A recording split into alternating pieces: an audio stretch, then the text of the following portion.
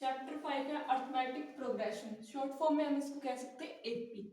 तो एपी क्या होती है? AP basically number of series होती है कि सीरीज है उसमें बहुत सारे नंबर है, कोई भी एक लाइन है उसमें बहुत सारे नंबर, तो उसमें कुछ खास बात होती है एपी में।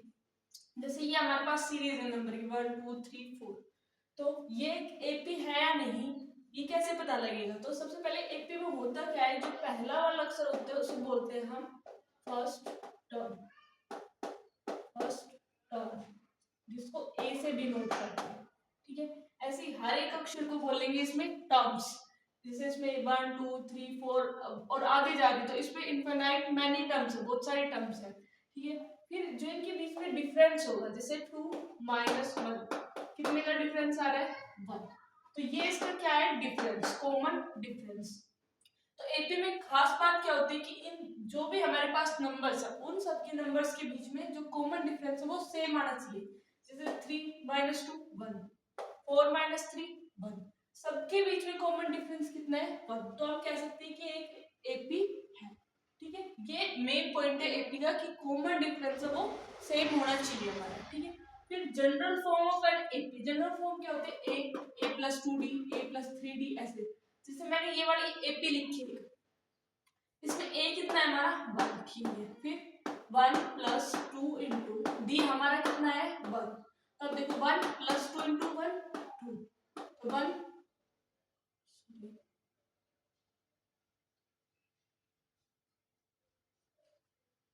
गलत लिख दिया था, सॉरी।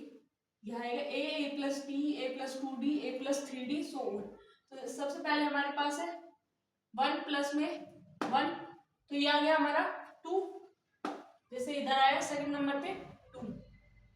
फिर हमारे पास 1 + 2 इंटू 1, तो 1 + 2 कितना आ गया? तो ऐसे ये इसका जनरल फॉर्म है a + d a + 2d a + 3d। यहाँ पे गलती से मिस्टेक हो गई थी, a + d आएगा यहाँ पे। ठीक है, फिर हमारे पास nth टर्म्स, फिर हमारे पास इसमें कुछ 3 फॉर्मूले हैं इसके, 2-3। ठीक है, ये तो एपी के बारे में था कि एपी क्या होती है, जनरल फॉर्म क्या होती है उसकी। ठीक है, फिर कॉमन डिफरेंस कैसे निकालते हैं, एक और यहाँ है कॉमन डिफरेंस। डिफरेंस कैसे निकालते हैं इनके बीच का?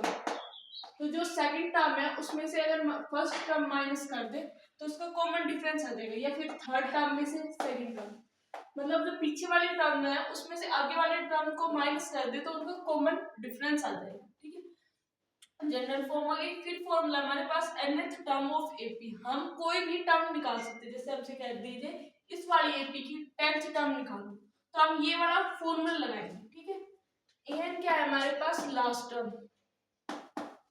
जो उसकी आएगी, ये निकाल लिया। ए यहाँ पे फर्स्ट टर्म, एन क्या है? नंबर ऑफ टर्म्स, डी क्या है? Common difference. ठीक है, ये हमारा फॉर्मूला हो गया nth टर्म। इस फॉर्मूले से हम कोई सी भी टर्म्स निकाल सकते हैं। फिर है सम ऑफ फर्स्ट n टर्म्स, हमसे कह दिया जाए कि 10 टर्म्स का सम निकालो, तो हम ये वाला फॉर्मूला लगाएंगे। ठीक है, फॉर्मूला क्या है? Sn = n/2। n क्या है? नंबर ऑफ टर्म्स, कितनी टर्म्स का सम निकालना है? 2a first term plus n-1, फिर से वही n, फिर इनटू में d कॉमन डिफरेंस।